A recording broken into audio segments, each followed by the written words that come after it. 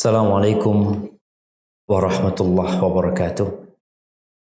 Alhamdulillah alladzi bi ni'matihi tatimmu shalihat. Segala puji bagi Allah Jalla Jalaluh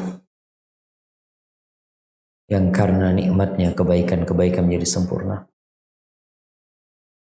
yang karena rahmatnya niat-niat baik hamba dapat terlaksana.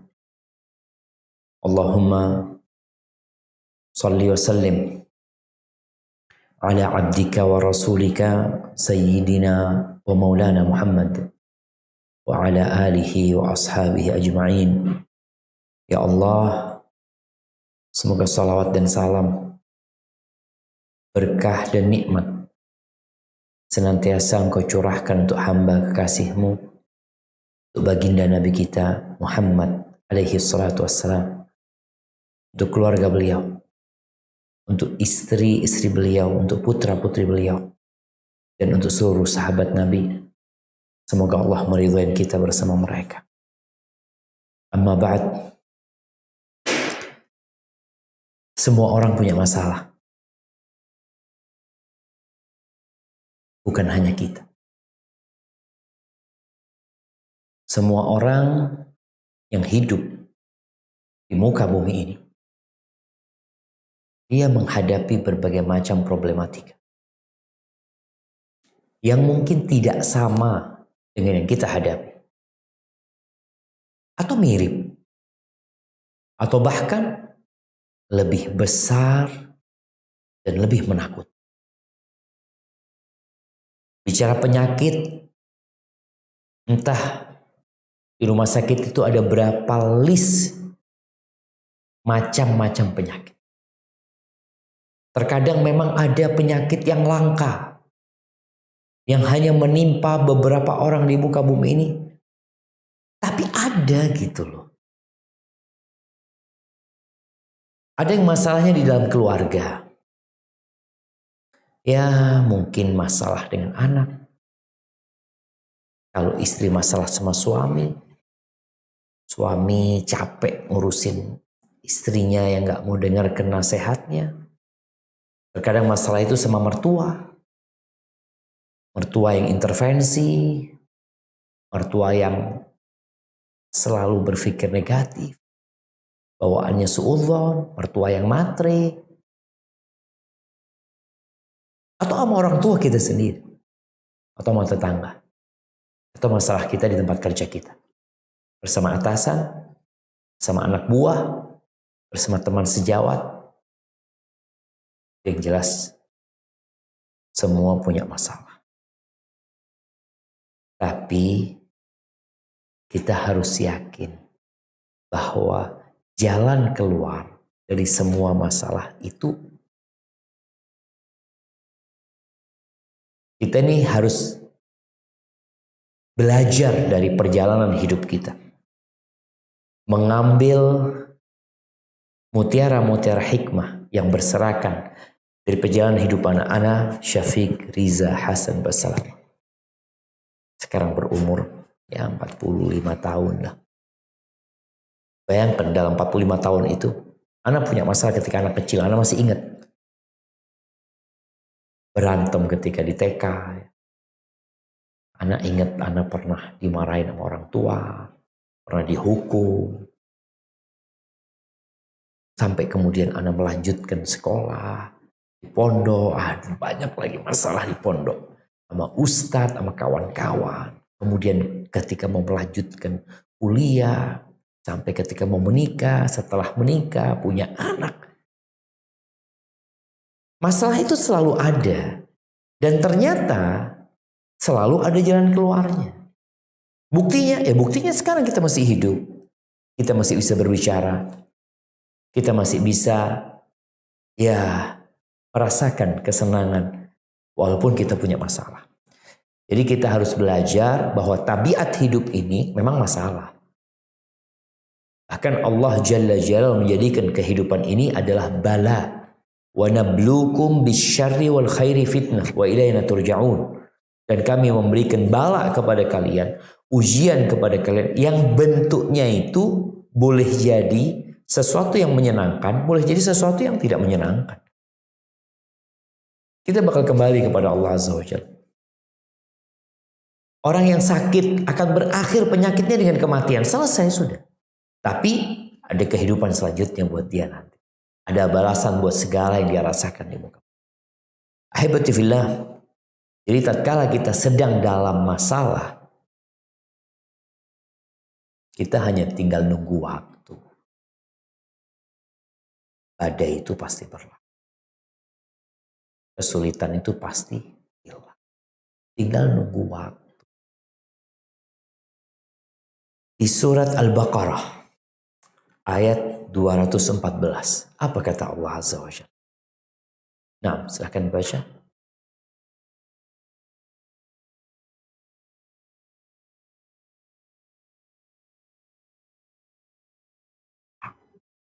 أعوذ بالله من الشيطان الرجيم أم حسبتم أن تدخلوا الجنة ولما يأتكم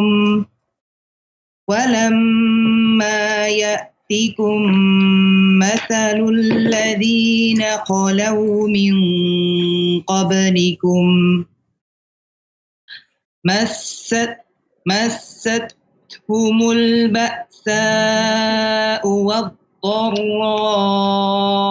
وزلزلوا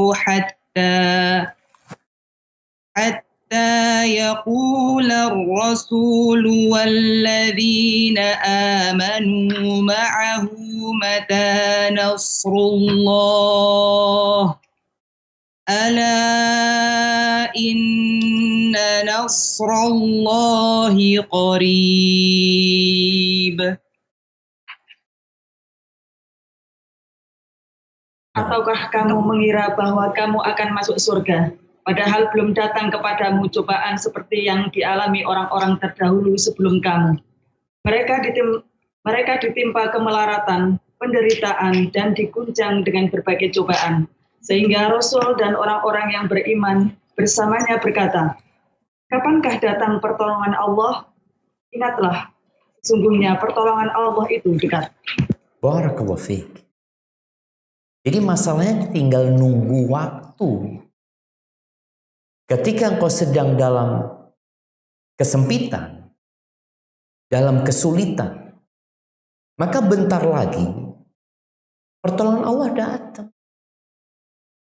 Kita harus berbaik sangka sama Allah Azza wa Jalla. Sesulit apapun masalah yang engkau hadapi, seberat apapun beban yang engkau emban, Allah akan tolong diri. Tinggal kita mau nunggu apa enggak. Kebanyakan kita tuh tergesa-gesa. Yang mengantarkan kepada putus asa. Karena merasa kok belum datang gitu. Ketika Allah sebutkan di surat Al-Baqarah yang tadi kita baca, Rasul, bayangkan Rasul dan orang-orang beriman itu sampai berkata, mata nasrullah, kapan pertolongan Allah? Bukan mereka tidak percaya, mereka yakin, tapi mereka nunggu waktunya ini kok belum datang. Maka Allah katakan, ala inna nasrallahi qarib, pertolongan Allah itu dekat. Maka bagaimana kita menyambut pertolongan Allah, atau bagaimana posisi kita tatkala kita sedang menunggu solusi, menunggu jalan keluar? Maka yang pertama, engkau tanamkan di dirimu, masalahnya akan selesai. Berbaik sangka sama Allah Azza wa Jalla. Allah berjanji. Bahkan kalau kita merenungkan firman Allah Azza wa Jalla di surat Al-Insyirah atau Asy-Syarah ya, ayat 5 sampai 8 ya. Pada masa itu Nabi SAW mengalami kesulitan. Bagaimana beliau disakiti secara verbal hatinya. Fisiknya pun pernah mengalami gangguan dari orang-orang musyrikin. Bagaimana beliau dihalangi untuk berdakwah. Bagaimana kemudian putrinya diceraikan. putrinya yang bernama Ruqayyah dan Ummu Kalthum. Keduanya ini dulu dinikahkan sama Nabi SAW dengan sepupunya. Itu putranya Abu Jahal. Dan Abu Jahal kemudian memerintahkan kepada putranya untuk menceraikan. Agar Nabi Muhammad SAW sibuk ngurusin janda-janda tadi. Kemudian bagaimana ketika paman Nabi meninggal dunia. Bagaimana ketika Khadijah meninggal dunia. Ada banyak problematika yang dihadapi Nabi SAW. Lalu apa kata Allah Azza wa Jalla? Coba kita baca. Nah.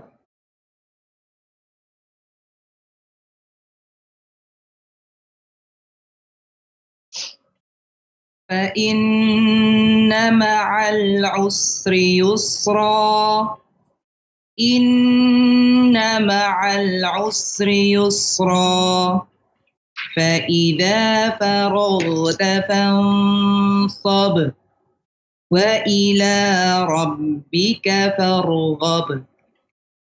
Maka sesungguhnya bersama kesulitan ada kemudahan. Sesungguhnya bersama kesulitan ada kemudahan. Maka apabila engkau telah selesai dari sesuatu urusan, tetaplah bekerja keras untuk urusan yang lain. Dan hanya kepada Tuhanmu lah engkau berharap. Subhanallah, syabab. Jadi jangan sampai kita menyibukkan diri dengan masalah, kemudian melupakan tugas-tugas kita yang lain. Biasanya nih orang kalau bersedih, atau orang cemas, dia kepikiran dengan sesuatu yang belum terjadi, yang mungkin akan terjadi, atau dia tenggelam dengan kesedihan masa lalu dia, maka dia akan menjadi manusia yang tidak produktif. Bahkan dia akan melantarkan kewajiban-kewajiban dia. Apabila seorang ibu yang punya anak, dia punya masalah sama suaminya, dia tenggelam dalam permasalahan dan kesulitan itu, maka biasanya anak-anak akan jadi korban. Atau suami pun menjadi korban. Ibadahnya berkurang. Karena dia jadikan beban di dalam pikiran dia. Udah, fa inna ma'al usri yusra. Sehingga seorang itu dituntut untuk selalu optimis. Ketika dia sedang dalam kesulitan, dia yakin. Bersama kesulitan, bersama. Jadi ketika ada kesulitan, kemudahan itu jalan bareng ya, Pak. Jadi kalau diumpamakan mobil nih, mobil. Kita berada di mobil yang sempit, menyesakkan, penuh dengan keringat. Kita berada di mobil itu. Di sebelah sini ada mobil nih. Mobil kemudahan. Bentar lagi kau pindah ke sini. Yakinlah.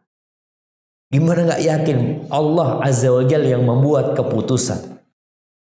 Jadi siapapun yang hidup sulit, ingat, setelah kesulitan itu engkau merasakan kemudahan. Tapi banyak manusia itu lupa bersyukur kepada Allah Azza wa Jalla. Yang dia ingat kesulitan. Kemudahan yang Allah berikan sering tidak dia ceritakan.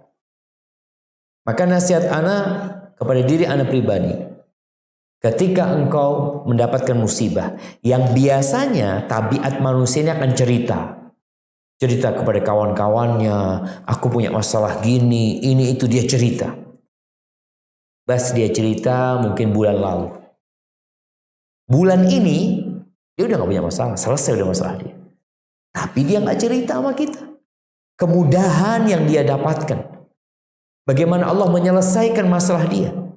Bagaimana jalan keluar itu datang kepada dia tanpa dia yang memikirkannya. Allah Azza wa Jalla.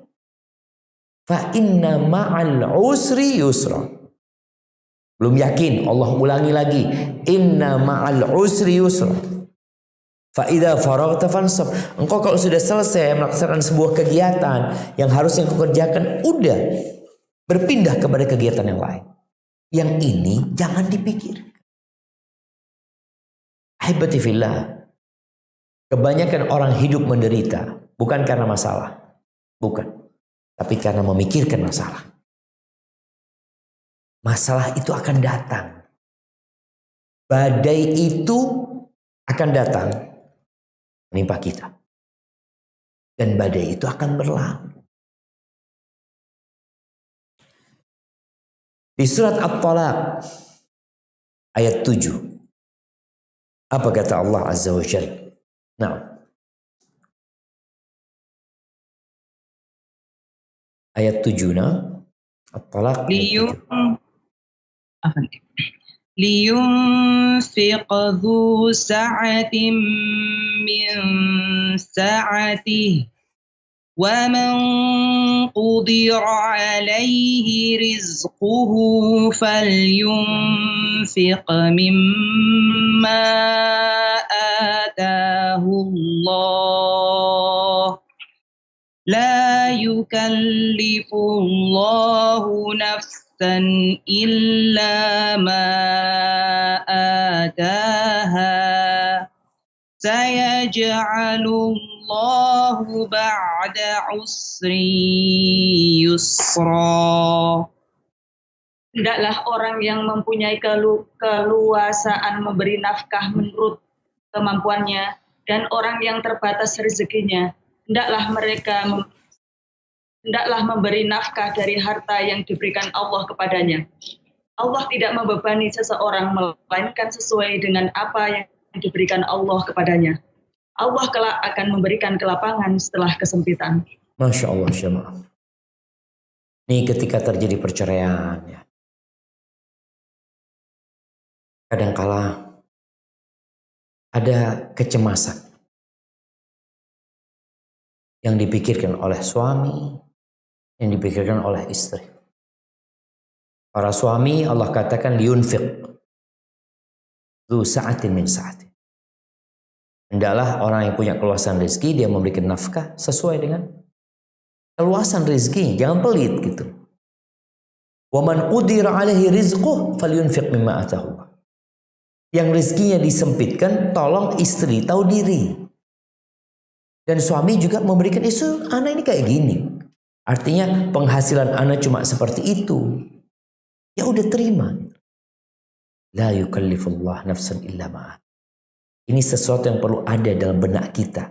Yang kita tanamkan dalam jiwa kita. Bahwa Allah Jalla Jalaluhu tidak akan pernah memberikan beban kepada hambanya melebihi kemampuan dia. Artinya kalau engkau dikasih musibah ini, fulana dikasih musibah yang lainnya, fulana musibahnya juga berbeda, semua orang ini mendapatkan musibah, mendapatkan masalah yang sudah ditakar dengan kemampuan dia.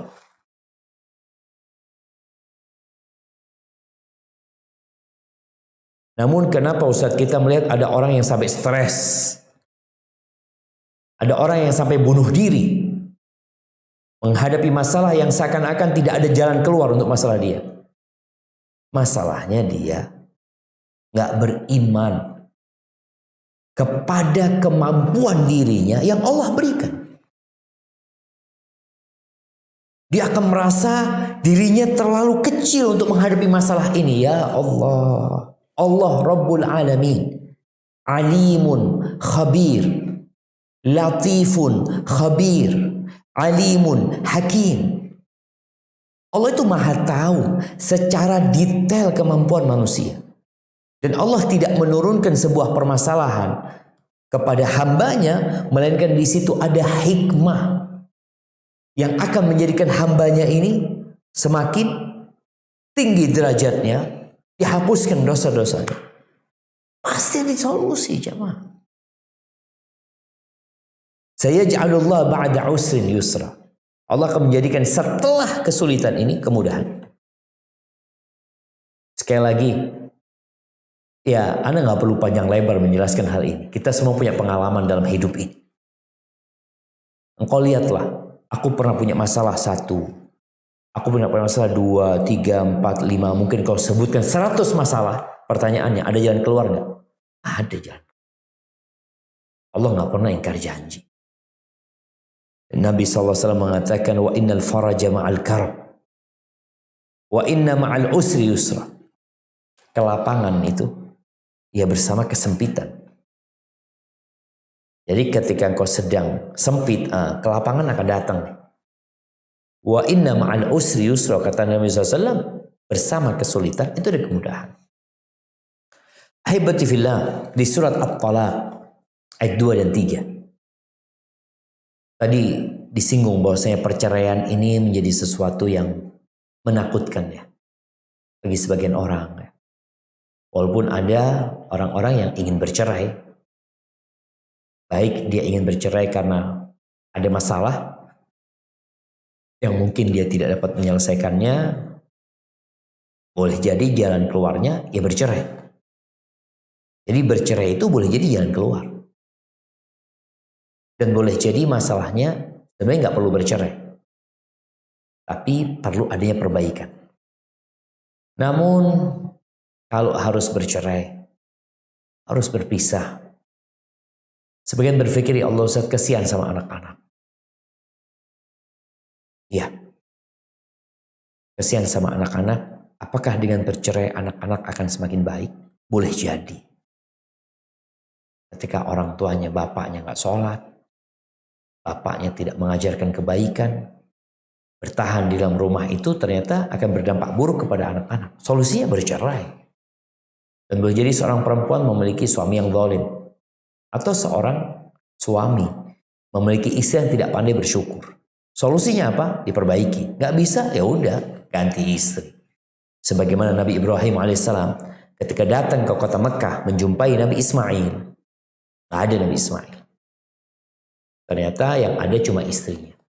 Ditanya sama Nabi Ibrahim alaihissalam tentang kehidupan mereka. Cerita perempuan ini, kita sulit, kita sengsara, menderita ini tuh, masya Allah, ngomongnya nggak enak nih perempuan. Nabi Ismail sedang berburu. Namanya orang berburu ya cari rezeki. Boleh jadi pulang bawa seekor rusa, atau seekor kelinci, atau nggak bawa apa-apa. Yang jelas perempuan istrinya ini mengeluh kepada orang asing ini. Subhanallah jemaah. Dia nggak kenal sama orang ini. Ada tamu datang tanya, dia ceritakan yang buruk-buruk. Akhirnya Nabi Ibrahim berpesan kepada perempuan ini, nanti kalau datang suamimu, aku kirim salam sama dia dan sampaikan kepada dia untuk mengganti. Ada kayak bandul tangga di depan pintu rumah orang dulu itu, ada tangga biasanya satu dari kayu, jadi rumahnya lebih tinggi gitu dari tanah. Suruh ganti itu. Akhirnya Nabi Ibrahim pergi, Nabi Ismail datang. Kayaknya ada orang datang. Iya katanya, dia ceritakan orang tua ini itu, dia tanya tentang kondisi kita. Anak ceritakan kita hidupnya sengsara, melarat ini dan itu. Terus dia berpesan, kirim salam sama engkau suruh ganti itu papan depan pintu rumahmu. Apa kata Nabi Ismail yang datang tadi? Bapakku yang datang. Dan dia menyuruh aku untuk menceraikan. Sudah, mau pulang ke rumah orang tua. Ada solusi. Gitu. Berpisah. Kalau memang itu solusi, mau tidak mau. Maka di surat At-Talaq ayat 2 dan 3. Allah Azza wa Jalla menjelaskan dengan gamblang bahwa jalan keluar itu ada. Mau masalah rumah tangga, mau masalah ekonomi, apa aja ada jalan keluarnya. Apa kata Allah Azza wa Jalla?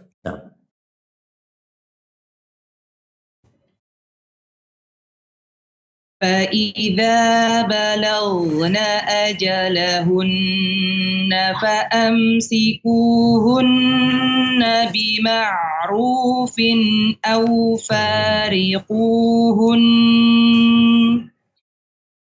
فارقوهن بمعروف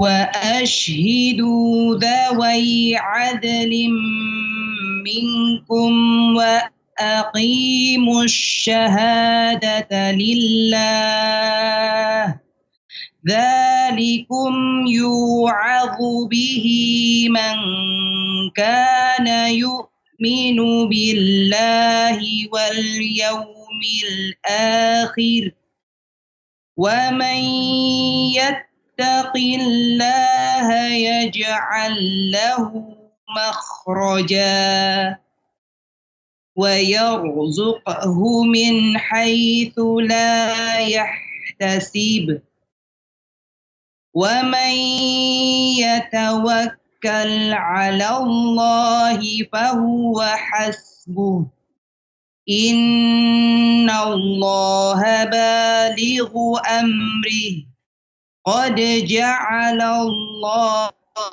لكل شيء قدرا. Wahai Nabi, apabila kamu menceraikan istri-istrimu, maka hendaklah kamu ceraikan. Ayat kedua. Awan Ustaz. Nah. Maka apabila mereka telah mendekati akhir iddahnya, maka rujuklah kembali kepada mereka dengan baik, atau lepaskanlah mereka dengan baik, dan persaksikanlah dengan 2 orang saksi yang adil di antara kamu. Dan hendaklah kamu tegakkan kesaksian itu karena Allah. Demikianlah pengajaran itu diberikan bagi orang yang beriman kepada Allah dan hari akhirat. Barang siapa bertakwa kepada Allah, niscaya dia akan membukakan jalan keluar baginya. Dan dia memberinya rezeki dari arah yang tidak disangka-sangkanya. Dan barang siapa bertawakal kepada Allah, niscaya Allah akan mencukupkan keperluannya. Sesungguhnya Allah melaksanakan urusannya. Sungguh Allah telah mengadakan ketentuan bagi setiap sesuatu. Subhanallah. Jadi masalahnya bagaimana kita menyikapi masalah, lalu bagaimana kita bersabar menunggu jalan keluar dari masalah. Kita nggak boleh terburu-buru ya. Namun sebagian orang ada yang terburu-buru. Akhirnya Allah nggak kasih solusi. Nabi SAW mengatakan yustajabu lil abdi ma lam yasta'jil. Allah akan mengabulkan doa hamba selama dia nggak terburu-buru. Lalu ada sahabat yang bertanya, kaifa yasta'jil ya Rasul? Gimana orang itu disebut terburu-buru? Ya, dia mengatakan qad da'ut wa qad da'ut. Aku tuh udah berdoa. Aku udah minta, aku udah memohon. Kayaknya nggak dikabulkan. Nggak boleh. Kalau engkau ingin keluar dari masalah, engkau harus sabar menunggu waktu dan berusaha bertakwa kepada Allah Azza wa Jalla. Laksanakan perintahnya, jauhi larangannya. Maka Allah katakan, "Waman yattaqillaha yaj'al lahu makhraja." Yang bertakwa kepada Allah, Allah kasih solusi. Dan boleh jadi solusi yang dia dapatkan adalah kesabaran dia. Berapa banyak kita ngelihat orang yang sakit ya Maya, yang sakitnya menaun. Kita berjumpa sama orang ini 10 tahun yang lalu udah sakit. Dan tahun ini 1443 di bulan Dzulqa'dah kita jumpa lagi sama orang itu, kondisinya nggak berubah. Dia tetap sakit, dia tetap nggak bisa jalan, dia tetap dan kondisi yang sama. Terus mana solusinya? Bisa jadi solusinya dari kesabaran. Dia menerima. Yaj'al lahu makhraja. Sehingga penyakit yang dia hadapi ini menjadi penghapusan dosa buat dia, mengangkat derajat dia. Jadi pasti Allah kasih solusi, jemaah. Jadi solusinya bukan berarti jadi sehat, belum tentu. Solusinya bisa jadi Allah kasih kesabaran buat dia. Di mana Nabi SAW mengatakan, "Wa ma u'tiya ahadun ata'an awsa' minas sabr." Tidaklah seorang dikasih karunia sama Allah sebuah pemberian yang lebih besar dari lebih luas dari kesabaran. Nggak ada. Nggak ada yang lebih luas dari kesabaran. Itu karunia. Maka hendaklah bertakwa kepada Allah, Allah akan kasih jalan keluar. Rizki, Allah akan kasih rizki. Loh gimana anak ini ibu rumah tangga, anaknya nggak bekerja, anak mau dapat dari mana rizki? Sedangkan suami anak menceraikan anak. Ini kesalahan pemikiran sebagian orang. Dia berpikir selama ini ketika dia menikah yang kasih rizki suaminya, yang yang kasih rezeki sama engkau tuh Allah selama ini. Lewat suami. Ketika nggak ada suaminya, atau engkau di PHK tidak punya pekerjaan, tapi engkau bertakwa kepada Allah Azza wa Jalla, Allah akan kasih rezeki dari arah yang tidak disangka-sangka. Dari mana kira-kira? Ya udah, engkau nggak akan menyangka dari mana itu datang. Dan alhamdulillah, seringkali kita merasakan yang bertawakal kepada Allah, Allah akan cukupi. Udah dicukupin sama Allah. Ahibati fillah, Allah nggak pernah ingkar janji. Tinggal, maukah kita menanti? Maukah kita menunggu jalan keluar itu? Atau kadangkala kita merasa, Ustaz, jalan buntu, Ustaz. Ya, di dunia ini banyak jalan buntu. Tapi buat Allah nggak ada yang buntu. Engkau udah ketuk terus, udah diam di depan pintu. Tapi dikunci. Aku udah ketuk berapa kali? 2 kali, ketuk lagi. 3 kali, 4 kali, 5 kali, terus. Yang jelas jalan keluar itu pasti ada. Coba kita lihat Nabi Ibrahim alaihissalam. Bayangkan Nabi Ibrahim alaihissalam dilemparkan ke api. Yang dalam pandangan semua manusia udah selesai. Akan terbakar, Nabi Ibrahim akan mati. Apa yang dikatakan Nabi Ibrahim? Hasbunallah wa ni'mal wakil. Cukup Allah. Allah sebaik-baiknya penolong dan pelindung. Yang menurut pandangan manusia nggak ada solusi, nggak ada jalan keluar. Udah mau keluar kemana? Nabi Ibrahim dilemparin ke api. Hujan nggak turun, salju nggak turun, nggak ada angin. Yang ada api yang membakar dan Nabi Ibrahim dilontarkan masuk ke api. Nggak ada jalan keluar. Adalah buktinya Nabi Ibrahim keluar selamat dan tidak terbakar. Allah Rabbul Alamin tinggal mengatakan kun fayakun. Allah mengatakan ya naru kuni. Nih kalau kalian tahu Allah mengatakan kun. Allah mengatakan ya nar, wahai api, kuni, jadilah engkau. Baradan wasalaman ala Ibrahim. Jadilah engkau dingin dan keselamatan buat Ibrahim. Selesai. Selamat Nabi Ibrahim. Bertahun-tahun Nabi Ibrahim gak punya anak. Nabi gak punya anak. Udah berdoa, udah berusaha. Aduh Masya Allah. Sampai umur 86 tahun baru punya anak. Dikasih? Dikasih. Ada gak jalan keluar? Ada. Tapi harus nunggu. Ya, itulah yang harus kita lakukan. Proses ini jadikan penambah pahala buat kita tatkala kita menunggu jalan keluar tadi. Baik. Udah nih punya anak. Kasih masalah lagi. Kasih lagi ujian sama Allah Azza wa Jalla. Agar menyembelih anak. Nabi Ibrahim yang bertahun-tahun ingin punya anak. Anaknya disuruh taruh di Mekah. Anaknya udah mulai beranjak dewasa, disuruh sembelih. Nabi Ibrahim mengatakan, ya bunayya inni ara fil manami anni azbahuka fanzur madza tara. Kata anaknya ketika abahnya menceritakan dia bermimpi menyembelih dirinya, ya abati fa'al ma tu'mar satajiduni insyaallah minas sabirin.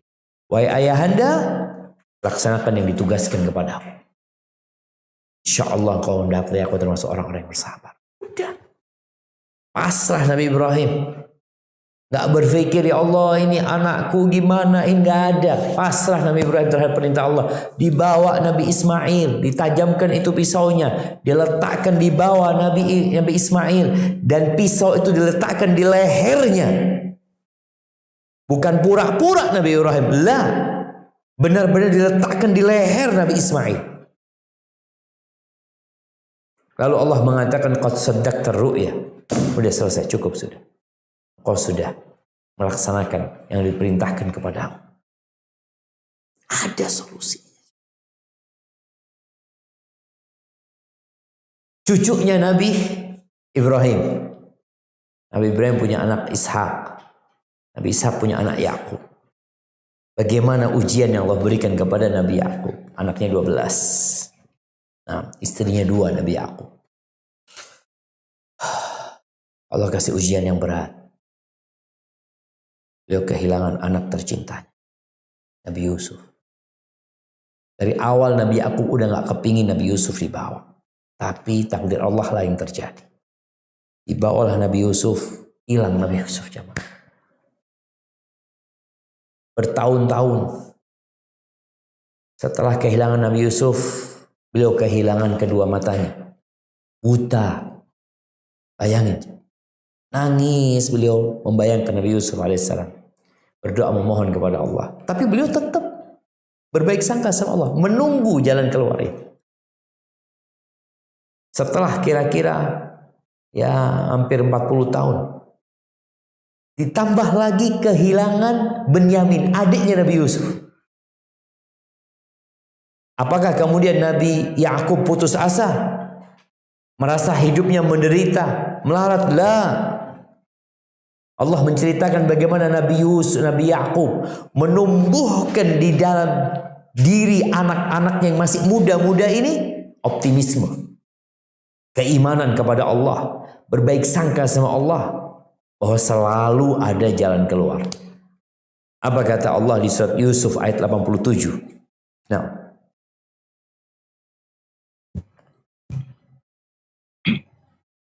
Ya bani yadhhabu fatahassasu min Yusuf wa akhihi wa la tay'asu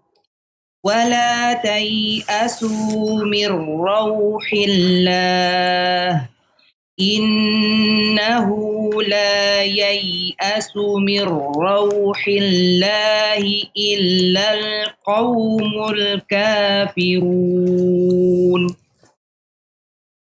Wahai anak-anakku, pergilah kamu, carilah berita tentang Yusuf dan saudaranya, dan jangan kamu berputus asa dari rahmat Allah. Sesungguhnya yang berputus asa dari rahmat Allah hanyalah orang-orang kafir. Allahu Akbar jemaah. Setelah 40 tahun berpisah dengan Nabi Yusuf, tetap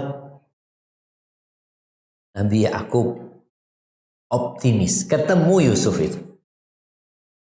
Dan ditanamkan di diri anak-anaknya. Wala tai'asu min rauhillah. Jangan berputus asa dari rahmat Allah. Gak boleh putus asa itu. Hopeless ya, udah gak punya harapan, udah hidupnya ini. Engkau gak kenal sama Allah. Engkau juga lupa dengan perjalanan hidup. Kemudahan-kemudahan yang Allah berikan kepadamu, engkau lupakan itu. Tapi Ustaz, anak ini hidupnya penuh masalah. Baik, setelah masalah antum ada kemudahan gak? Ya ada, terus masalah lagi, terus ada kemudahan. Ada jemaah.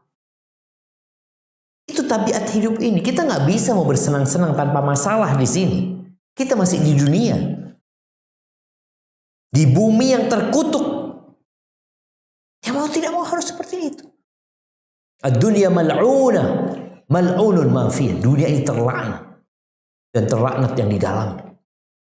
Illa dzikrullah wa ma walah wa alimun aw muta'allim. Kecuali mengingat Allah, ketaatan kepada Allah. Orang yang alim, orang yang belajar, itu nggak terlaknat. Maka jangan masuk dalam barisan orang-orang yang terlaknat. Itu kisah Nabi Yakub. Ketemu nggak akhirnya Nabi Yakub sama Yusuf? Ketemu. Matanya yang buta bisa ngelihat, bisa ngelihat. Tapi nunggunya lama. Nabi Yusuf di penjara. Bukan karena berbuat dosa.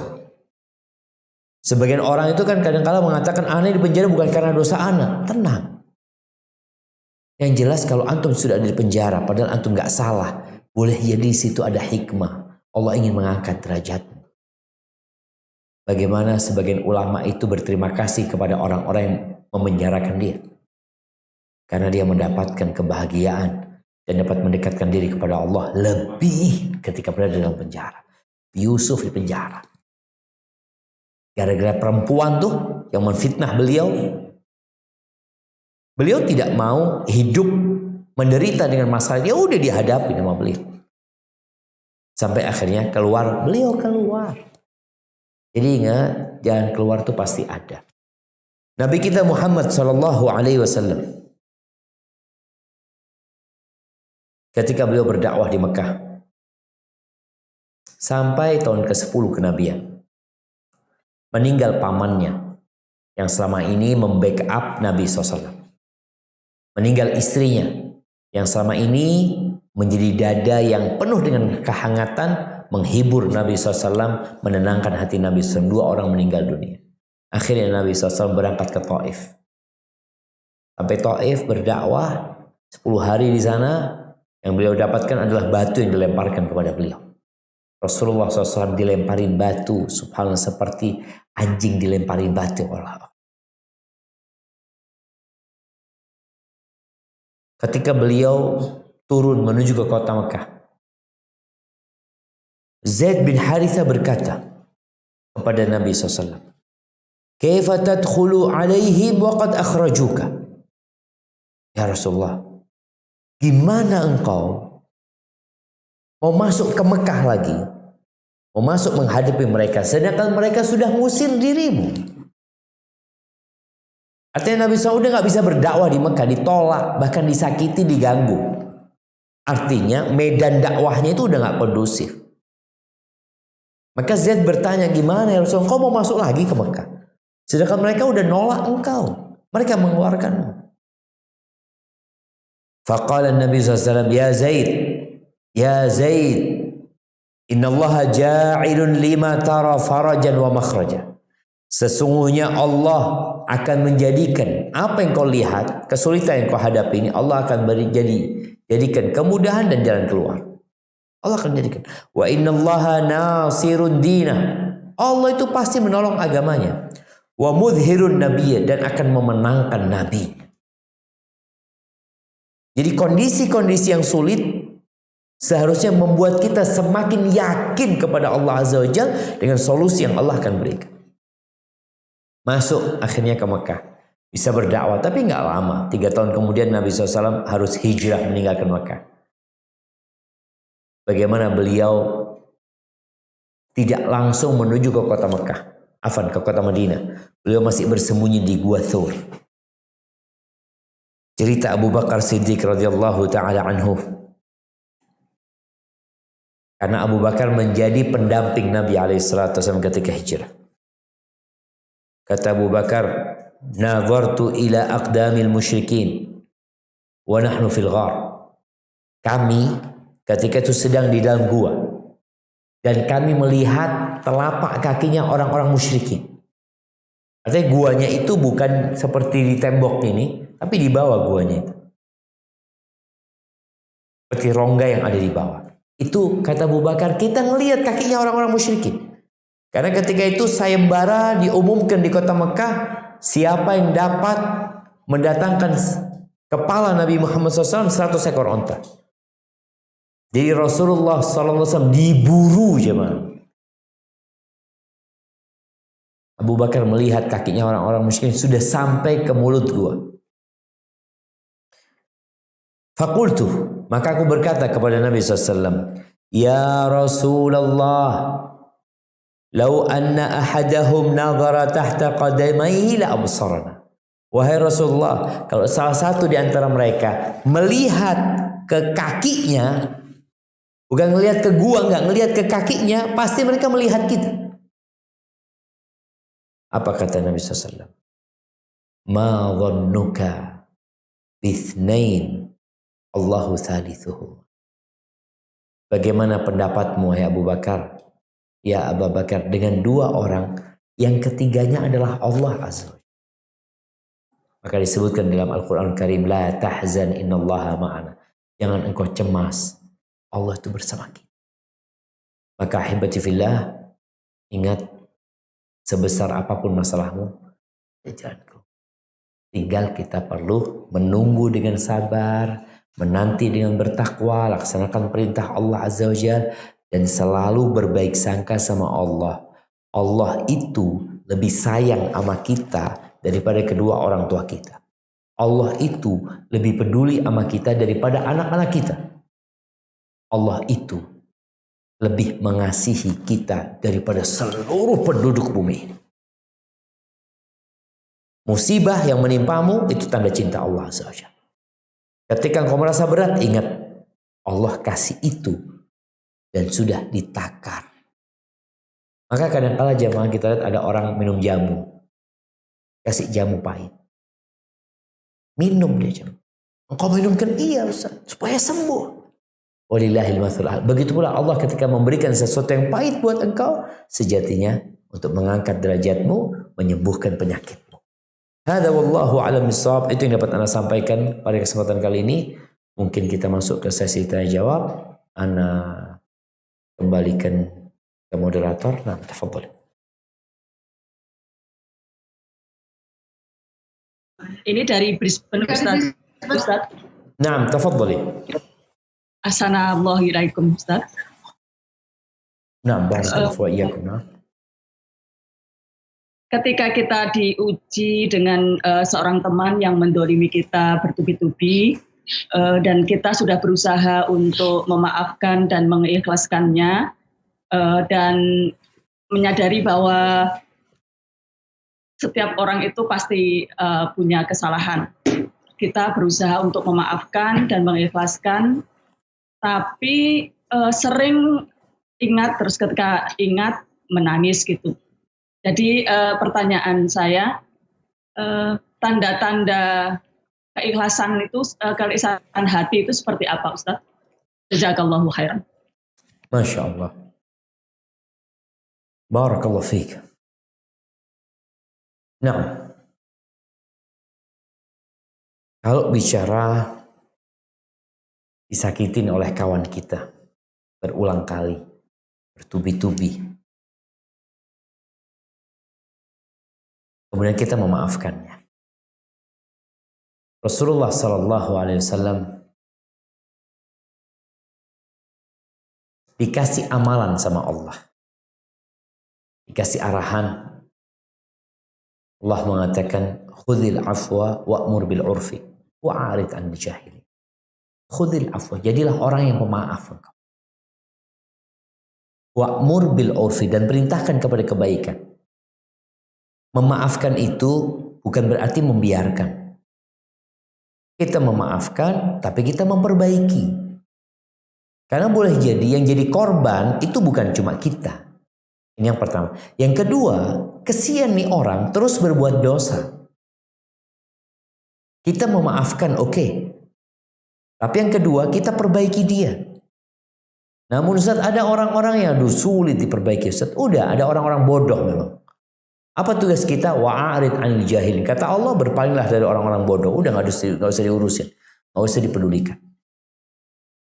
Kalau bicara memaafkan itu, ya sudah, kita memaafkan dia, kita tidak akan menuntut dia, kita tidak akan meminta dia dibalas, enggak. Tapi terkadang kita masih ingat dengan kesalahan dia. Ya udah, ketika datang pikiran tentang kesalahan dia, karena kalau setan juga manas-manasin kita, berusaha untuk menumbuhkan kebencian di diri kita, atau membakar api dendam di diri kita, katakan a'udzubillahi minasyaitonir rajim. Sampaikan, aku sudah memaafkan, aku sudah berharap pahalanya dari Allah Azza wa Jalla. Maka sebenarnya memaafkan itu tadi, dia tidak memberikan hukuman dan dia tidak ada keinginan untuk menuntut orang itu. La di dunia wala di akhirat. Dia sudah memaafkan. Tapi kalau bicara ingat, nggak ada masalah, ingat. Cuma jangan sampai ingatan itu dibungkus sama setan untuk menumbuhkan kebencian di diri kita kepada orang itu, bahkan untuk balas dendam. Atau paling tidak, ya setan akan ngomporin kita supaya menceritakan keburukan fulan. Yang awalnya kita dapat pahala memaafkan, akhirnya kita dapat dosa ghibain orang tersebut. Jadi ingat, memaafkan itu bukan berarti kita melupakan ya. Enggak. Tapi kita tidak memberikan hukuman, kita tidak memberikan sanksi, kita tidak mengungkit-ungkit, ya udah. Walaupun kita kalau melihat, ya Allah masih ingat fulan ini ya. InsyaAllah tidak ada masalah. Hada wallahu a'lam bissawab.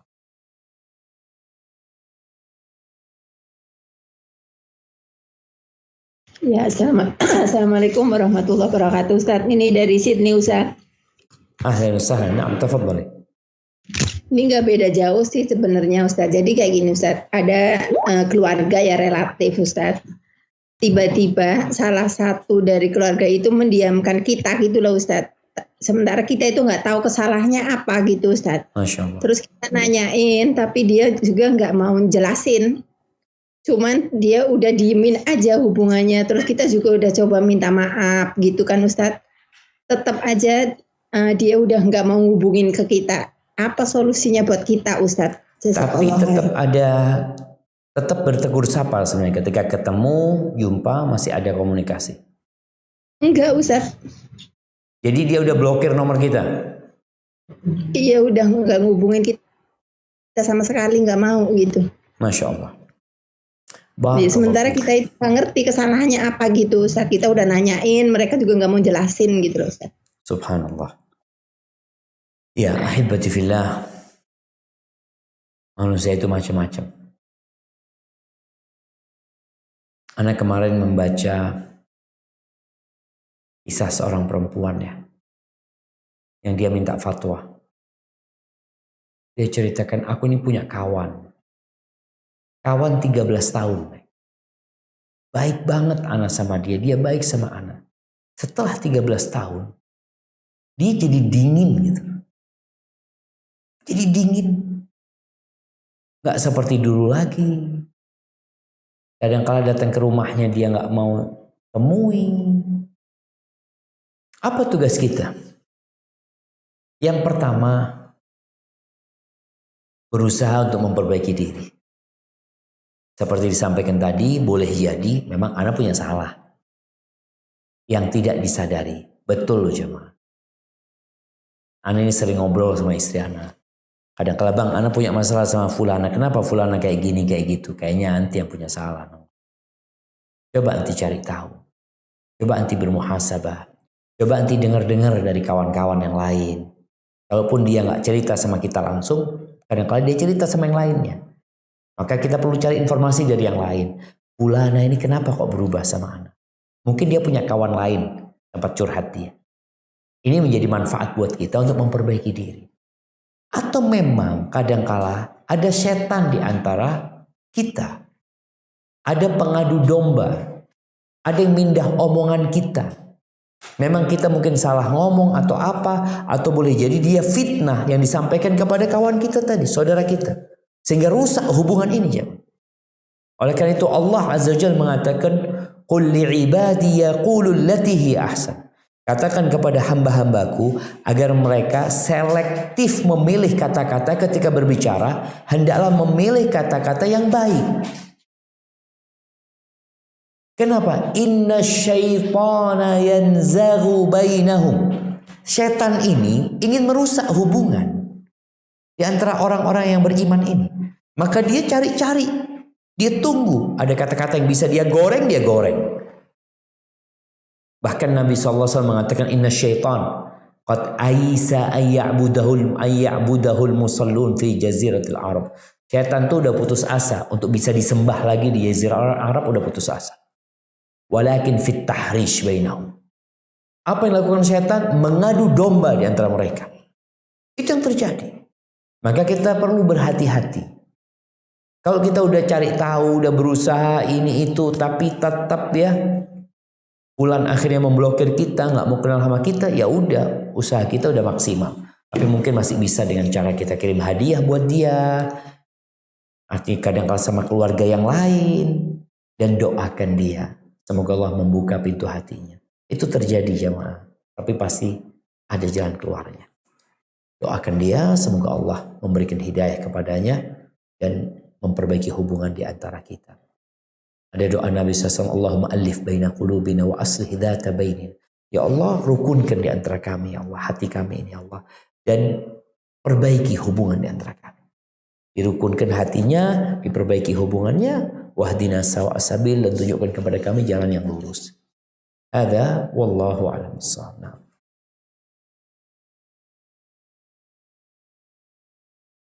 Assalamualaikum warahmatullahi wabarakatuh, Pak Ustadz. Waalaikumsalam. Dari Kuala Lumpur, mau bertanya. Naam, tafadhali.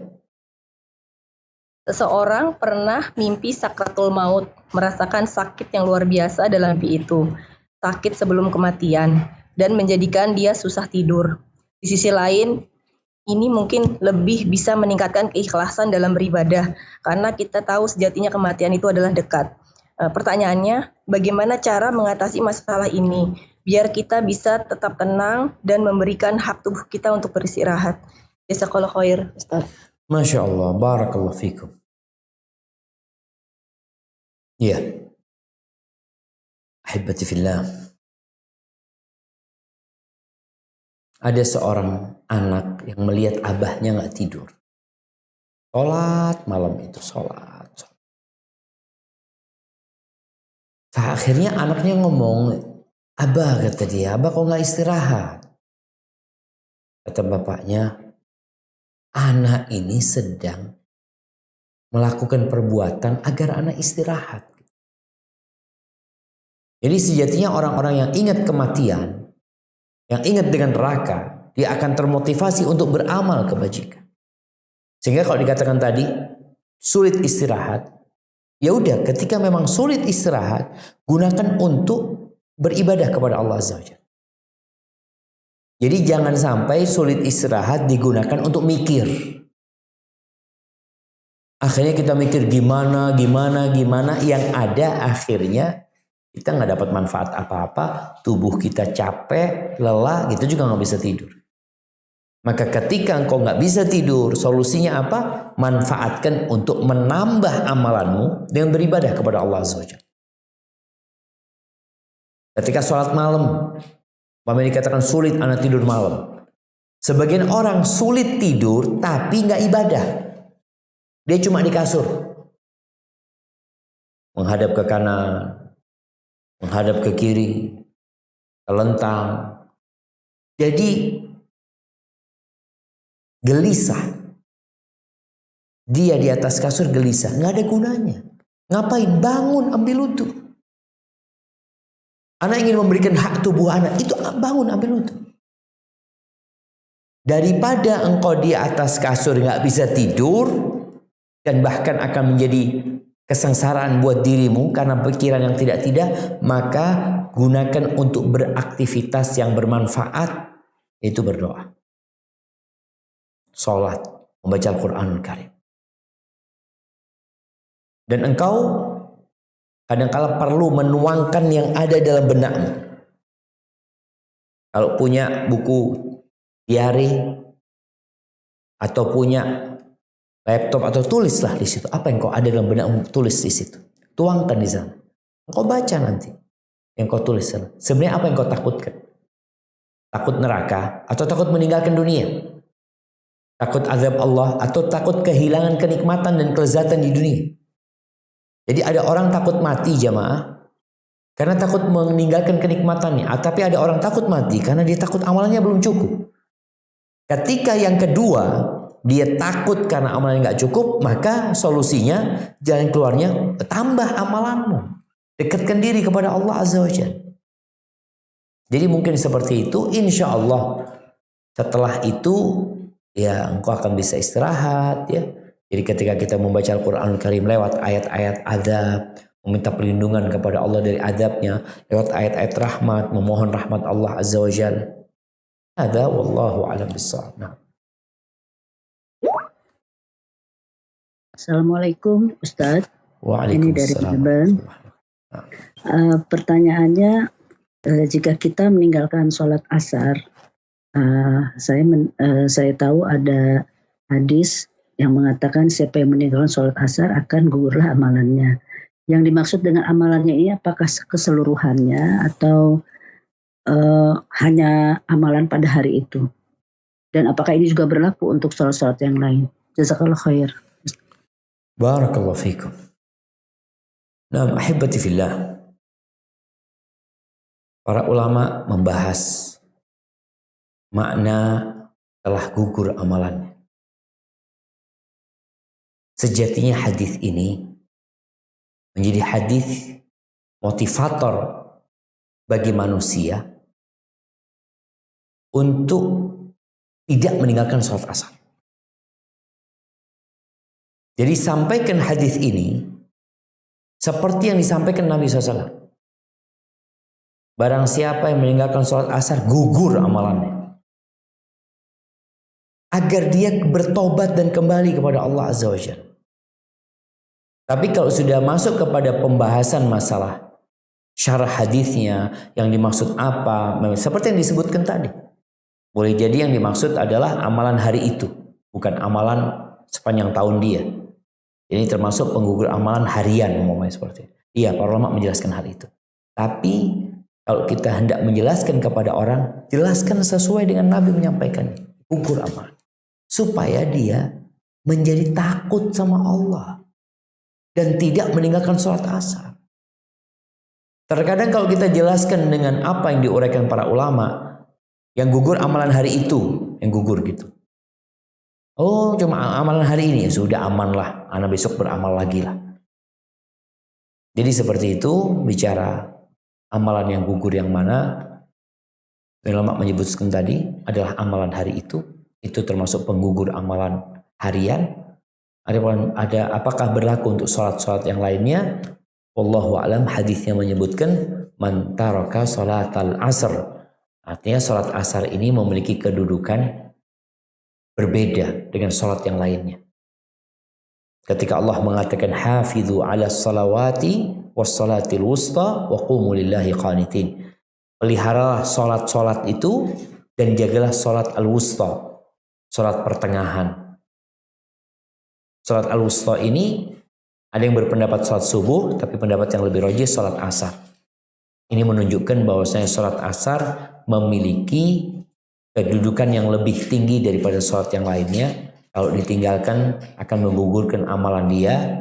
Adapun sholat yang lainnya kalau ditinggalkan ya sama, tetap dia akan berdosa dan itu dosa besar, tapi mungkin tidak sampai menggugurkan amalan dia. Hadza wallahu a'lam bissawab. Nah.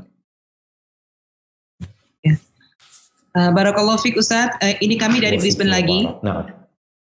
Ini ada pertanyaan titipan Ustadz. Assalamualaikum Ustadz, izin bertanya. Waalaikumsalam warahmatullahi wabarakatuh. Beberapa bulan yang lalu, Ana tiba-tiba merasa takut mati yang berlebihan, sampai merasa jika kematian itu benar-benar sudah di depan mata.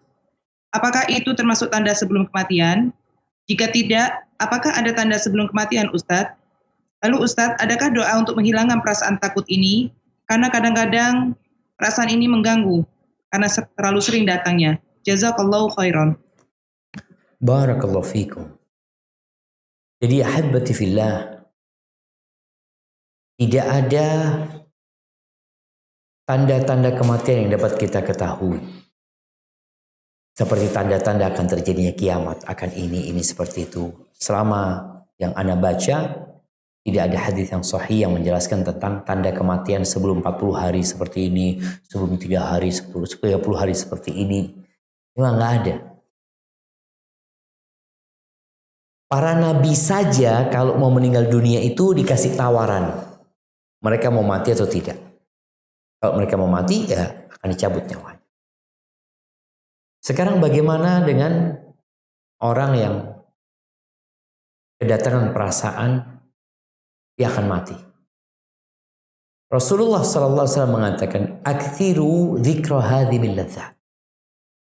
Perbanyak mengingat kematian, perbanyak. Kita itu seharusnya tiap hari ingat mati.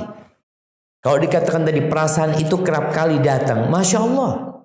Seharusnya kita bangun tidur ingat mati. Alhamdulillah alladzi ahyana ba'da ma amatana wa ilaihin nusyur. Kita habis dimatikan sama Allah, hidup lagi nih. Allahumma bika asbahna wa bika amsayna wa bika nahya wa bika namut wa ilaikan nusyur. Kita tiap pagi mengatakan itu. Wa ilaikal masir. Mau tidur apalagi? Bismikallahumma amutu wa ahya. Jadi mengingat kematian itu sesuatu yang harus sering berada di diri kita. Sehingga mengingat kematian ini akan membuat orang yang hidupnya bersenang-senang, foya-foya, jadi tahu diri. Dan membuat orang yang hidupnya sulit, sempit, jadi luas. Kenapa? Aduh, entar lagi anak mati. Jadi sebenarnya mengingat kematian itu baik. Sering mengingat kematian itu lebih baik. Namun yang jadi masalah, apakah kita mengingat kematian, kemudian ingatan itu mendorong kita untuk produktif beramal soleh atau tidak? Kebanyakan tidak.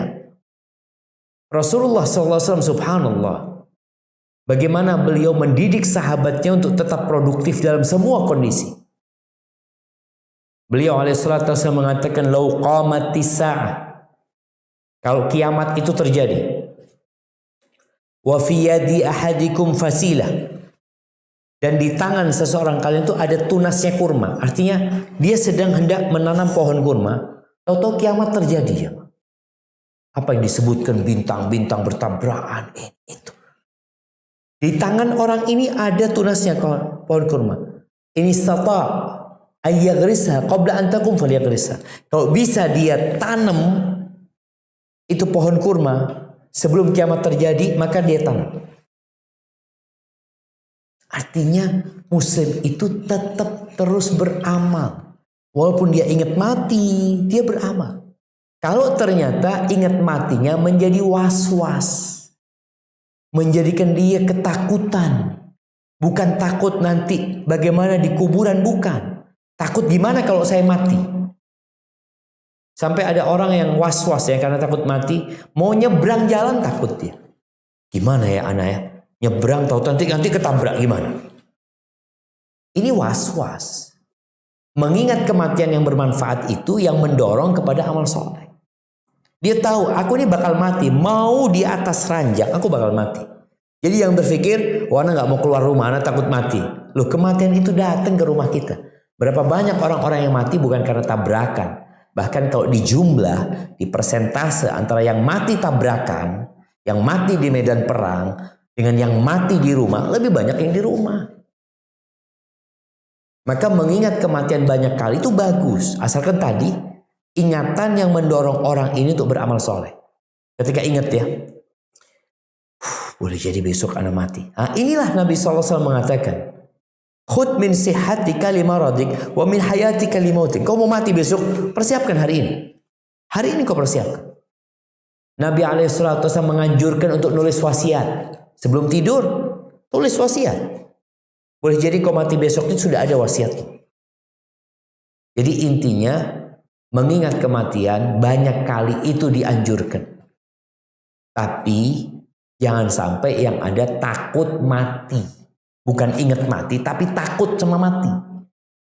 Kalau sudah takut sama mati, yang ada dia tadi was-was, ketakutan. Mau makan ini takut, mau minum ini takut, mau pergi takut. Itu takut mati.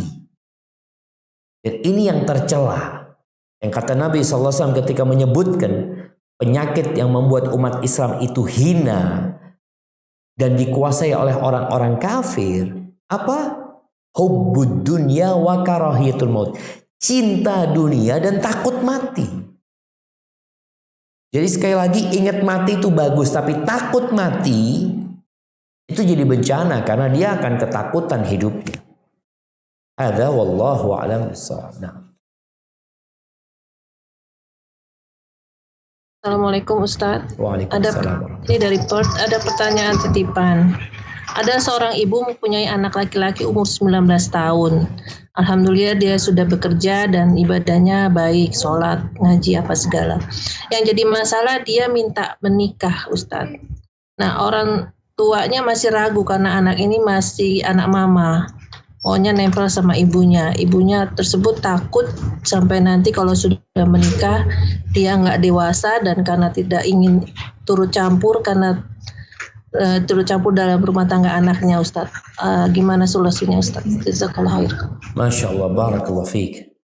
Ya hibbati fillah. Kita ini harus segera menikahkan anak-anak yang memang sudah punya kemampuan untuk menikah. Ya. Karena sarana untuk berzina dini itu dipersiapkan. Jadi sarana untuk berzina itu sudah ada. Yang ribut kan orang tua kalau nikah dini. Kalau zina dini gak pernah diributkan. Kondisi sosial yang ada itu mendukung orang-orang untuk berzina dari sejak SD, SMP, SMA apalagi kuliah. Baik, kembali kepada pertanyaan, bagaimana kalau anak ini minta nikah? Kalau memang ada kemampuan dia memberikan nafkah, memang kondisinya dia kayaknya memang harus menikah dari sisi menyelamatkan dia dari fitnah, ya nikahkan dia. Cuma masalahnya diselesaikan. Masalah nikah mudah. Nikah ini bukan sesuatu yang ruwet jamaah ya. Kita yang sering mempersulit pernikahan itu. Nikah itu hanya membutuhkan wali, 2 saksi, mahar, dan akad. Selesai sudah. Gak harus nyewa gedung, gak harus ngundang orang banyak, enggak. Walimah ya kalau punya rezeki walimah. Terus bagaimana Ustaz? Kondisinya dia itu masih anak mama. Iya sekarang sampaikan kalau engkau mau menikah harus ada tahapan-tahapan yang dilewati. Ajarin. Engkau punya tanggung jawab lu. 1, 2, 3, tugasmu apa? Jadi kalau anak umur 19 tahun masih anak mama, boleh jadi ada salah didik dari mamanya. Seharusnya dia mandiri. Allah jamaah kita nih, anak-anak pondok ini ya, lulus SD, taruh di pondok. Apalagi di masa dulu, pondok masa lalu, Allah nyuci sendiri, kita peduli sama diri kita sendiri, sakit yang ngobatin diri sendiri. Jadi memang dididik mandiri, itu umur 12 tahun. Kalau tadi umur 19 tahun belum mandiri, berarti memang ada salah didik nih. Maka sekarang diperbaikin. Karena boleh jadi nanti umur 25 tahun tetap anak mama dia. Kalau tidak ada upaya dari orang tua untuk menjadikan dia mandiri. Maka sekarang didik dia untuk mandiri. Oke, engkau mau menikah? Boleh. Tapi syaratnya umpamanya engkau tinggal di rumah pamanmu dulu. Ikut pamanmu 1 bulan. Dulu ada. Biasanya orang tua itu kirim anaknya ke tempat aminnya atau siapa untuk kerjalah di sana. Atau apa. Selama 1 bulan. Disitulah dia mandiri. Berpisah dari orang tuanya. Tapi kalau anak pesantren insya Allah dia memang sudah berpisah dari orang tuanya. Sehingga dia cuma ingat sama orang tua itu kalau fulusnya habis kadang-kadang. Baru telepon orang tuanya. Maka tolong dikondisikan nih anak. Lalu nanti ketika dia mau menikah, nah, calonnya juga harus dipersiapkan. Kalau kondisi anaknya ini masih perlu bantuan istrinya, artinya perlu bantuan orang lain. Tapi kan intervensi dari orang tua jangan. Maka bagaimana ibu mencarikan istri yang udah mandiri. Istri yang paling tidak, ya kalau dua-duanya anak mama, ini perempuannya anak mama, lakinya anak mama, ya udah akhirnya mereka nggak akan bisa membangun rumah tangga dengan baik. Maka tolong orang tua yang hendak menikahkan putra putrinya, dia lihat yang cocok putra anak ini dengan wanita karakternya seperti apa, kondisinya seperti apa. Jabir bin Abdullah ketika dia hendak menikah, dia menikah dengan janda ketika itu. Padahal dia bujang. Ketika dengar Jabir menikah dengan janda, Nabi SAW bertanya, "Hala bikron ya Jabir? Jabir, kenapa kau gak nikah sama bikir? Dengan gadis? Kok nikah janda gitu loh? Tula'ibuha wa tula'ibuka. Kok nikah sama gadis, dia akan memainkanmu, kau memainkan dia. Bisa bersenang-senang lah sama gadis ya." Apa kata Jabir? "Ya Rasulullah, bapakku meninggal dunia, meninggalkan 9 anak. 9 anak. Atau 8 dan beberapa itu. Jadi adiknya Jabir perempuan semua, kecil-kecil semuanya. Kalau aku nikah sama gadis, akhirnya aku ngerawat dia lagi. Aku nikah dengan perempuan yang bisa bantu aku ngurusin anak-anak. Ngurusin adik-adikku gitu. Intinya orang tua tadi, kalau memang nanti hendak menikahkan, engkau yang tahu. Kira-kira yang cocok sama anakku ini perempuan yang seperti apa. Karena memang kondisi dia, ya tadi disebutkan anak mama. Hada wallahu a'lam bissawab. Assalamualaikum warahmatullahi wabarakatuh, Ustaz. Waalaikumsalam warahmatullahi wabarakatuh. Kami ada pertanyaan dari Canberra, Ustaz. Pertanyaannya, misalkan seperti ini, Ustaz. Ada sebuah toko, kemudian ada karyawan lama dan karyawan baru. Nah, karyawan lama ini dia bersepakat gitu, bersekongkol dengan karyawan yang lain, yaitu menahan uang salah satu customer untuk tidak disetorkan kepada bos. Alasannya karena sudah beberapa tahun bos tidak memberikan uang THR kepada karyawan. Nah, di sini karyawan semua bersepakat, ada salah satu customer mentransfer uang. Nah, uang itu ditahan oleh mereka, tidak diberikan kepada bos. Alasannya untuk dibagi-bagikan kepada seluruh karyawan untuk THR mereka gitu, tanpa persetujuan si bos. Nah, itu kira-kira hukumnya bagaimana, Ustaz? Karena berdasarkan laporan para karyawan, bosnya ini sudah lama sekali tidak memberikan THR, juga semakin lama semakin pelit. Begitu, Ustaz. Mungkin itu saja. Bagaimana hukumnya? Jazakallahu khairan. Masya Allah, barakallahu fikum. Nah, yang pertama jemaah perlu diketahui, harta seorang muslim itu nggak halal kecuali dengan keridhaannya. Baik, bagaimana dengan orang yang mengambil hak kita? Kalau kita mau ngambil hak kita juga sama dia, tolong diperhatikan dulu masalah THR. Apakah THR itu memang menjadi hak yang harus diberikan?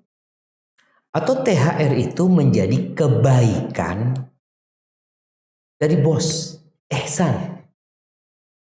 Jadi berbeda di sini. Jadi kalau orang itu nggak digaji kemudian dia ngambil barang karena sebagai hak dia, ini nanti mungkin bisa ditoleransi. Dia mengambil hak dia, bosnya tidak memberikan hak dia, maka dia ambil haknya.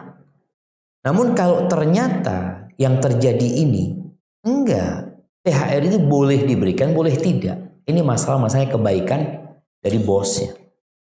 Kalau itu kebaikan dari bosnya, maka nggak bisa mereka menuntut. Kalau itu hak mereka, alhamdulillah ada lembaga mungkin yang bisa mereka laporan ke sana untuk meminta hak mereka dengan cara yang baik. Karena sejatinya mereka ini saling menguntungkan. Kalau dikatakan pekerja bertahan kerja di situ, ya karena dia dapat gaji, dia masih nyaman di situ. Kalau dia sudah nggak nyaman, dia akan resign. Maka yang pertama harus didudukkan dulu, apakah THR itu memang hak mereka atau bukan. Kalau itu memang hak mereka, maka ada cara bagaimana sebelum tadi. Di dalam agama kita ini juga ada yang namanya menyita barang. Karena memang itu hak orang tersebut. Tapi apakah dengan cara seperti itu? Nah, di situ ada lembaga yang bisa membantu untuk urusan itu. Sehingga mereka tidak akan dianggap mencuri nanti uang perusahaan. Karena ini akan berbahaya dengan mereka sendiri. Mereka menggelapkan uang perusahaan nantinya. Ketika dikatakan ada uang customer yang seharusnya masuk, tidak masuk, dipegang sama mereka. Jadi intinya perlu ada islah. Kalau dikatakan majikannya semakin bakhil, semakin ini dan itu, maka lihat majikannya oke bakhil, majikannya kurang baik. Tapi engkau dapat hakmu apa enggak? Yang lebih dari hakmu, lain lagi, ini kebaikan. Ana belum tahu ya, apakah THR itu menjadi kewajiban perusahaan-perusahaan swasta memberikan kepada anak buahnya, sehingga kalau tidak diberikan engkau bisa melaporkan hal itu kepada pihak yang berwajib, umpamanya ada yang bertanggung jawab. Tapi kalau ternyata itu hanya kebaikan, ya nggak bisa nuntut. Hadza wallahu a'lam bishawab.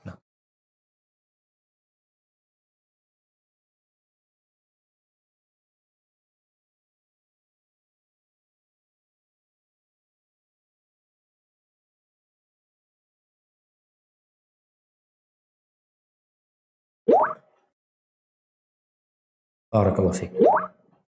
Nah, putus sudah.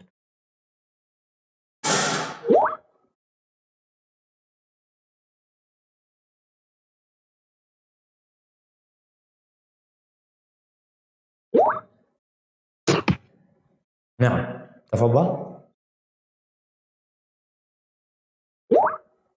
Ada suara. Sebentar Ustaz. Itu Siap. Sydney, silakan Mak. Sebentar Ustaz. Afwan. Oh iya, insya Allah. Assalamualaikum warahmatullahi wabarakatuh, Ustaz. Waalaikumsalam warahmatullahi wabarakatuh. Ahlan wa sahlan. Iya, ini ada Barakallahu fiik. pertanyaan titipan, bagaimana solusi tentang keluarga ini. Kebenaran dia kawin dan punya anak itu umur 1,5 tahun, Ustaz. Yang jadi problem suaminya itu kalau misalnya ada telepon atau hubungan dari keluarganya, baik orang tua maupun saudaranya, itu setelah itu jadi ribut gitu loh, Ustaz. Ada aja yang dituntut ke istrinya itu gitu. Kayaknya Tunggu. mungkin rada-rada cemburu Tunggu gitu, sebentar. Ustaz. Bagaimana Jadi, caranya? Betul, bentar. Ini kalau istrinya telepon sama keluarganya istri. Nah, Iya, Ustaz. yang ribut itu suaminya. Iya. Bukan karena istri nuntut sesuatu kepada suami, enggak. Bukan suaminya, Ustaz. Terus kayak nuntut banyak ke istrinya gitu loh, Ustaz. Tunggu, nuntut apa? Ya, mungkin ya istrinya harus lebih apa lagi gitu loh, Ustaz. Melayani Misalnya suaminya, gitu ya. iya gitulah. Kayak Oke. mungkin rada-rada cemburu sebenarnya, Ustaz, gitu. Siap, Masya Allah. Barakallahu fiik. Nah, ahibati fillah, di antara hak suami itu bagi para istri, jadi nggak boleh istri memasukkan ke rumah orang yang suami nggak suka. Salah satunya kalau tadi urusan telepon umpamanya, ini kan komunikasi sama istri. Kalau suaminya nggak suka, dihindari hal itu.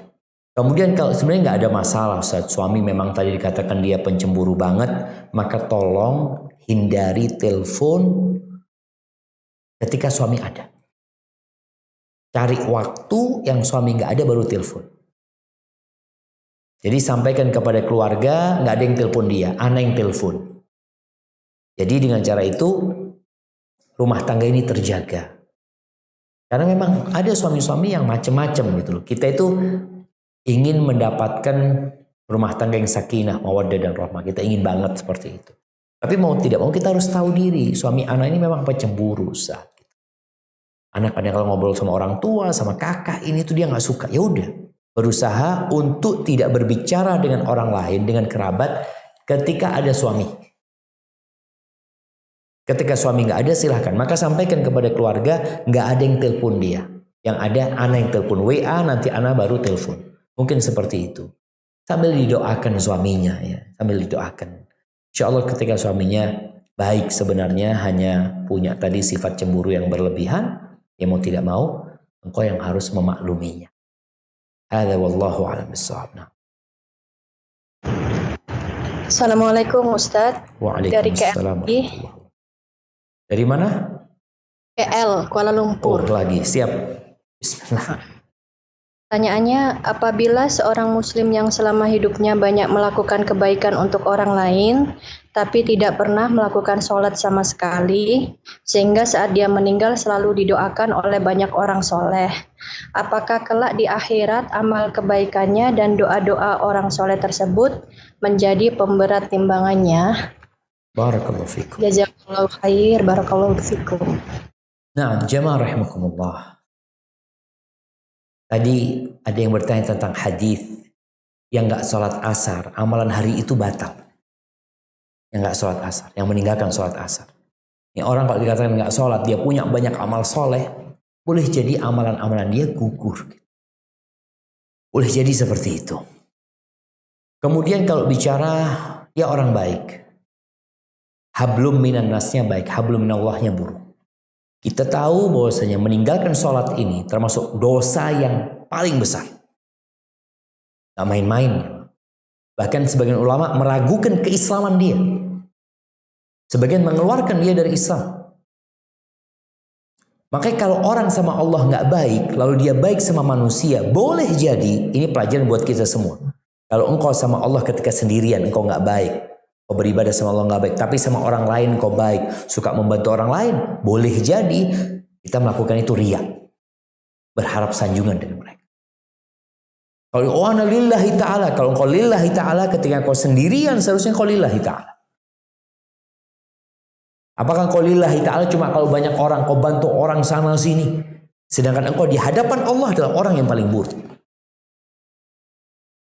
Maka wallahu a'lam bishawab. Kalau dikatakan apakah akan menjadi pemberat timbangan dia nanti, tinggal dilihat dulu apakah amalan dia diterima atau tidak. Dosa dia meninggalkan sholat tadi. Kalau bicara mungkin akan ditimbang dengan doa orang-orang. Dan dilihat lagi apakah engkau ketika membantu orang-orang itu ikhlas lillahi ta'ala. Atau ternyata engkau riya. Bagaimana Nabi SAW menceritakan tentang orang yang membantu banyak orang. Yang tentunya orang-orang akan mendoakan. Ini satu hal yang lumrah ya. Orang yang suka berbuat baik didoakan orang banyak. Ketika di sidang orang ini ditanya sama Allah Azza wa Jalla. Apa yang kau lakukan dengan nikmat-nikmat yang kau berikan? Apa kata orang ini? Ma min sabili, tidak ada satupun jalan, tidak ada satupun jalan yang engkau suka harta itu diinfakkan di sana melainkan aku berinfak di sana lillah untuk engkau ya Allah.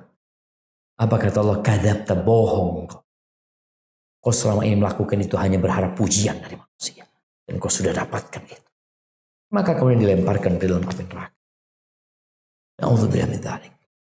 Barakallahu fiik. Baik, ke pertanyaan terakhir. Bentar, Kak Evi, ini pertanyaan terakhir atau mau satu putaran? Oh, satu putaran. Enggak, pertanyaan terakhir nih. Pertanyaan cuma Tristan Ustaz, satu aja ini Ustaz. Satu aja, Ya, siap kan? Kak. Nah. Ya. Ya, barakallahu fikum Ustadz, ada pertanyaan titipan.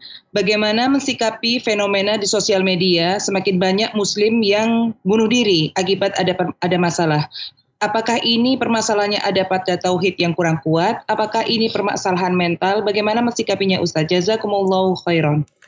Masya Allah, barakallahu fiik. Nah, ahibati fillah.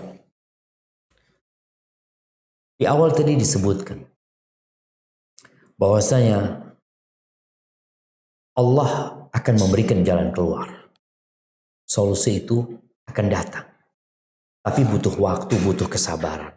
Maka dituntut seorang muslim untuk berbaik sangka sama Allah SWT. Ini bicara iman, bicara tauhid. Kalau bicara mental tadi, bicara hati sebenarnya. Kondisi kejiwaan dia. Ketika dia beriman kepada Allah Azza wa Jalla, dia berbaik sangka sama Allah. Seperti yang kita lihat para nabi. Ya. Dikasih ujian yang berat sekali. Bahkan ujian terberat itu para nabi. Bagaimana Nabi Ibrahim, bagaimana ketika dilemparkan ke api. Apa yang beliau katakan? Hasbunallahu ni'mal wakil. Iman. Dan yakin fa inna ma'al usri yusra. Jadi dari tadi kita menekankan bahwasanya seorang muslim itu harus yakin sama Allah Azza wa Jalla. Allah akan memberikan pertolongan. Allah tidak akan memberikan ujian melewati batas kemampuan manusia. Nggak bakalan. Badai pasti berlalu. Dan setelah kesulitan ada kemudahan. Yang bertakwa Allah kasih jalan keluar. Artinya kita tanamkan keimanan kepada mereka. Kalau kemudian ada orang-orang yang bunuh diri. Maka masalahnya tentunya dalam keimanan dia. Kalau bicara jiwa, itu jiwa itulah yang kering dari iman. Ahibbatifillah. Kalau banyak muslim yang bunuh diri, maka dilihat Islam dia seperti apa sih? Boleh jadi memang dia sedang digodain syaitan. Ada orang yang mungkin dia faham Ustaz, ngerti Ustaz. Tapi kadang kala ada titik lemah dia, syaitan datang membuat dia putus asa. Maka dikatakan wala yai'asu min rauhillah illal qaumul kafirun. Yang putus asa dari rahmat Allah itu cuma orang kafir. Orang mukmin nggak kayak gitu. Ini menunjukkan besarnya dosa putus asa. Jadi ada dua dosa besar yang terkadang kita melupakannya. Yang pertama berputus asa dari rahmat Allah. Yang kedua merasa aman dari azab Allah. Maka tugas kita menghadapi fenomena ini banyak bunuh diri adalah dengan belajar. Menumbuhkan keimanan di diri mereka. Mengenalkan mereka kepada Allah. Memperbaiki tauhid mereka. Kita lihat Bilal bin Rabah disiksa begitu parahnya. Dia mengatakan ahadun ahad. Sekarang orang dibully bunuh diri. Masalah iman yang berbeda. Baru dibully. Udah bunuh diri. Loncat dari mana ini itu. Punya utang berapa. Bunuh diri. Na'udzubillah min dzalik. Maka tugas kita masih besar ya untuk mengajarkan kepada umat manusia tentang Allah Azza wa Jal, agar mereka kenal sama Allah, kebesaran Allah, luasan rahmat Allah, dan juga mengenalkan kepada mereka bahwasanya tabiat hidup ini adalah masalah. Artinya bukan hanya engkau yang punya masalah. Masalah itu pun datang untuk mengangkat derajatmu dan menghapuskan dosa-dosamu. Yang dapat Anda sampaikan, kurang lebihnya mohon maaf. Wassallallahu ala nabiyyina Muhammadin wa ala alihi wasallam. Subhanakallahumma bihamdika asyhadu an la ilaha illa anta astaghfiruka wa atubu ilaik. Assalamualaikum warahmatullahi wabarakatuh.